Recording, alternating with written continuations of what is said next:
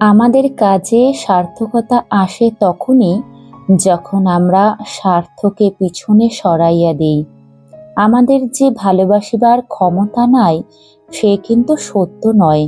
সত্য এই যে আমরা ভালোবাসার প্রয়োগ জানি না, কিভাবে ভালোবাসা প্রকাশ করিব তাহার যেন পথ খুঁজিয়া পাই না। যতই আমাদের হৃদয়ে অটল প্রেম প্রতিষ্ঠা লাভ করিবে, ততই আমাদের জীবনে কল্যাণ কর্মের পথ প্রশস্ত হইবে। প্রেম ছাড়া কোনো মহৎ কাজ সম্ভব নয়।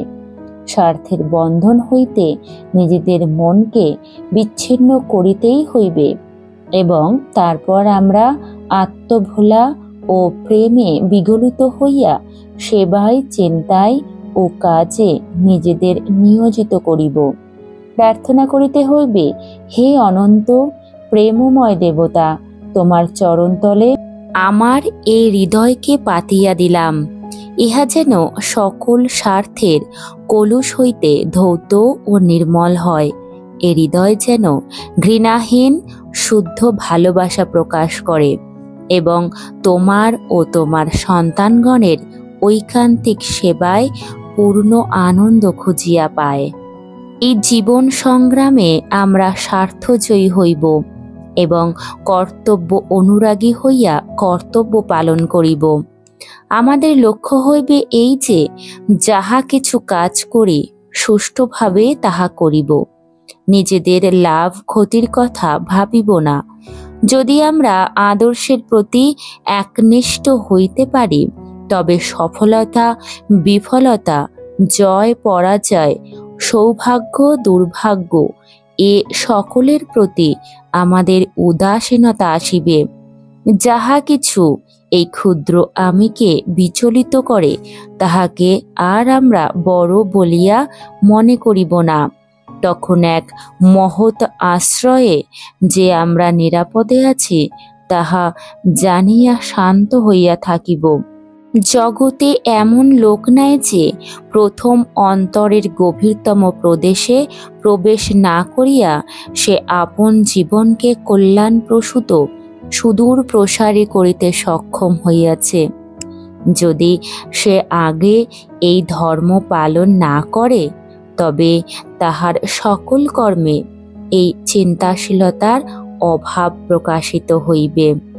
এ জীবনে আদর্শগামী হইবার অসংখ্য সুযোগ আসে, কিন্তু আমরা যদি হৃদয়ে বিক্ষিপ্ততা, নিরানন্দ, সন্দেহ ও হতাশা বহন করি, তবে আমরা নিজেরাও আনন্দ লাভ করিতে পারি না, অপরকেও আনন্দ দান করিতে পারি না।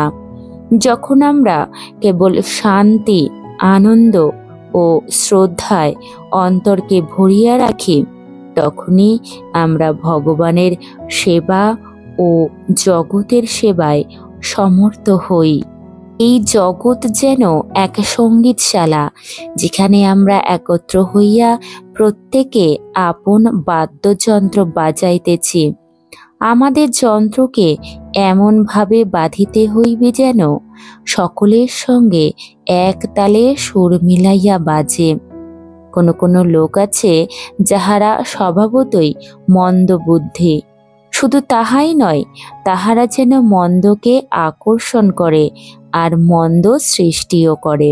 আবার এমন লোকও আছে যাহাদের দৃষ্টিতে সমগ্র জগৎ যেন ভগবানের মন্দির। প্রার্থনা করিতে হইবে, হে প্রভু সর্ব আশীর্বাদ দাতা, তোমার দানের মূল্য আমরা স্থির করিতে পারি না।